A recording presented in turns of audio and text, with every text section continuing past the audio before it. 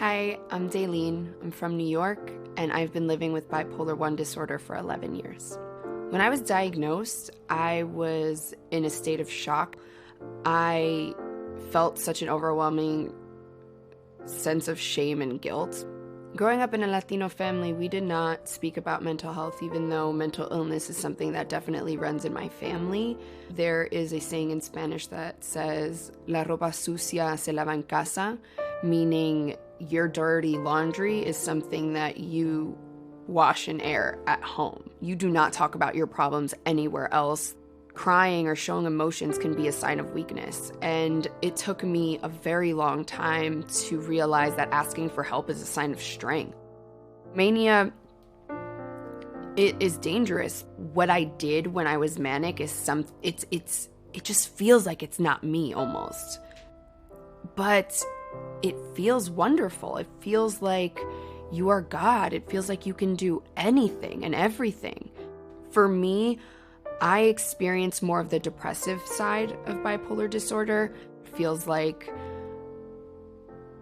no matter how much light you let in the room, the darkness inside of you overpowers it. No matter how hard I try, there's that force, there's that black shadow that is just like pushing me down. My self-esteem and self-worth plummeted, and I felt like if I had this illness, like what could I possibly bring to the world? Like, I'm not sure I'm worth anything. I carried that mindset with me everywhere.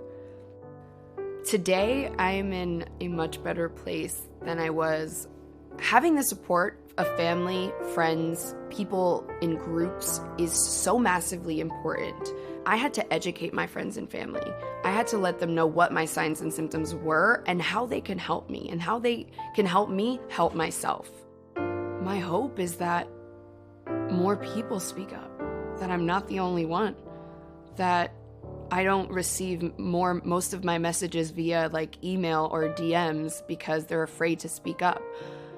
I hope that those people use their voices too. In the beginning, my voice was shaking. And, every time I tell my story, it does get a little easier. This is real. This is real. What we go through is real. I'm Dailyn. I'm a poet, stepmom, friend, and I've been living with bipolar 1 disorder. So this poem is the first poem that I wrote after 8 years, and it's called To-Do List. I had to write about what a to-do list is like for a person that lives with bipolar 1 disorder. And at the end, I kind of just wanted to call on people who just didn't believe that they had a purpose because they have a mental illness. My to-do list is longer than I'd like to admit. It is a step-by-step process of all the things I like to call small accomplishments, because that's what they are to me. Everything is a daunting task. I'm an elephant when I wake up. I weigh 6 tons. I cannot crawl. I am weak. Do I really need to shower? No, I'm okay for today. But brushing my teeth, doing my hair, putting mascara on my, thank God, naturally long lashes so it looks like I actually tried is a huge achievement. I barely do what I need to do. Do you know I haven't used shaving cream in years? I don't remember the last time I did. I don't know the last time I was kind enough to my body to rub my legs in a circular motion, and suddenly in my 20s, and this is what suppressing crisis at 26 looks like, and now it's either this life forever or asking for help. Well, asking for help is all of these hands waiting to hold you, reaching out towards you together in prayer for you, preaching out for you, ready to save you, but you can't. They'll never be able to be of service if first you don't believe you deserve it. You're not the only one, the first or last. No one is perfect. Haven't you heard this?